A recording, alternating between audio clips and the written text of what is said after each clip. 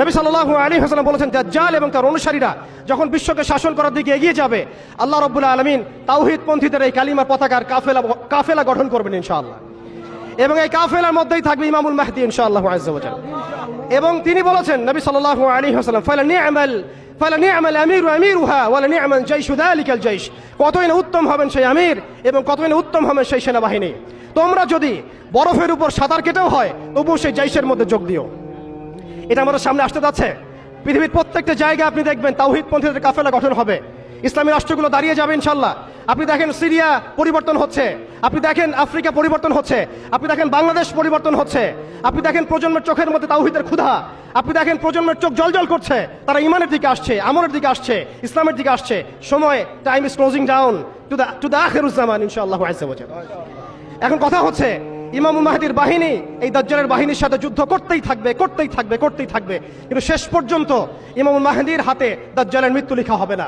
আল্লাহ রাব্বুল আলামিন এই মিথ্যা মাসিহকে মেরে ফেলার জন্য, ধ্বংস করার জন্য আসমান থেকে সত্যিকারের মাসিহ ঈসা আলাইহিস সালামকে পাঠাবেন এই সিরিয়ার মধ্যেই ইনশাআল্লাহ। এই কথাগুলো আমাদের অনেক ভাই বুঝেন না, অনেক ভাই জানেন না, স্টাডি করতে চান না, তারা শুধুমাত্র একটা হাইপকে কেন্দ্র করে কথা বলতে চান। বিশ্ব এদিকে এগিয়ে যাচ্ছে, আমরা এখানে শুধু হাইপ তুলতে আসি নাই, আপনাদেরকে জানাতে এসেছি, বোঝাতে এসেছি যে আস্তে আস্তে বিশ্ব কোন দিকে যাচ্ছে এবং আমাদের করণীয় কি হবে। এবার আসেন, এটা ভবিষ্যৎবাণী শুধু নয়, নবী সাল্লাল্লাহু আলাইহি ওয়াসাল্লাম অকাট্য ভবিষ্যৎবাণী। তিনি বলেছেন, ঈসা আলাইহিস সালামের হাতে যেই ফিলিস্তিনে আজকে মাজলুম বোনদেরকে শহীদ করা হচ্ছে, বাচ্চাদের মাথার খুলি উড়িয়ে দেওয়া হচ্ছে, আমাদের ভাইদেরকে জীবন্ত পুড়িয়ে মারা হচ্ছে, ওই ফিলিস্তিনে লিখে রাখেন আপনারা, মিডিয়া দিয়ে প্রচার করে দিয়েন, এই ফিলিস্তিনের বাবে লুদ নামক জায়গায় তাদের মিসায়া, তথা কথিত মিসায়া মাসিহুদ দাজ্জালকে ঈসা আলাইহিস সালাম হত্যা করবেন ইনশাআল্লাহ।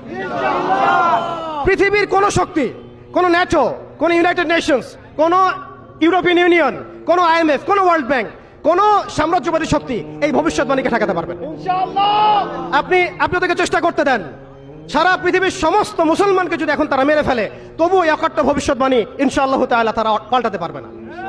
এটা আমাদের আশার জায়গা, এটাই হচ্ছে চূড়ান্ত বিজয়। এবং ঈসা আলাইহিস সালামের হাতে আগামী 40 বছর লিখে রাখেন আপনারা, এরপরের 40 বছর ওই বাইতুল মুকাদ্দাস থেকেই সারা বিশ্বে ইসলামী খিলাফা কায়েম হবে ইনশাআল্লাহ। যে খিলাফা শব্দটা এখন রাজনৈতিকভাবে আপনারা নিতে পারেন না, হজম করতে পারেন না।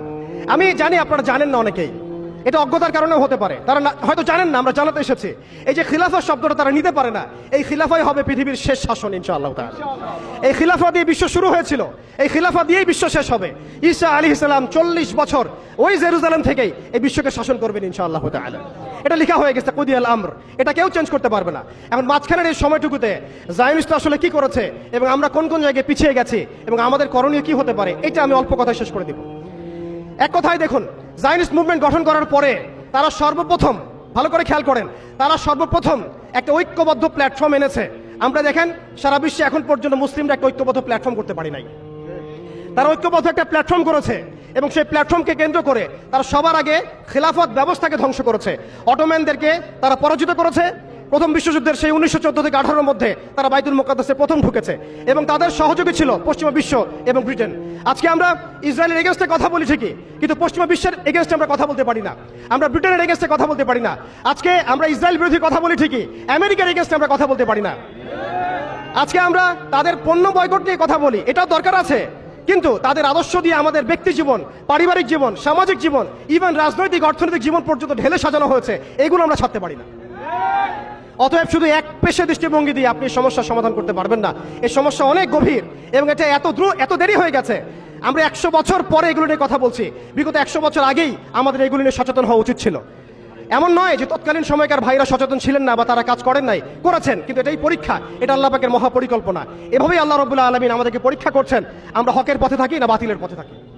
এরপরে এই জায়নিস্ট মুভমেন্ট গঠন করার পর, অটোমান এম্পায়ার থেকে ধ্বংস করার পরে একটা খিলাফা রাষ্ট্র থেকে আমাদেরকে 57টা বিচ্ছিন্ন ছোট ছোট রাষ্ট্র দেওয়া হয়েছে, অর্থাৎ কাঁটা তারের বেড়ার মধ্য দিয়ে আমাদেরকে ভাগ করে ফেলা হয়েছে।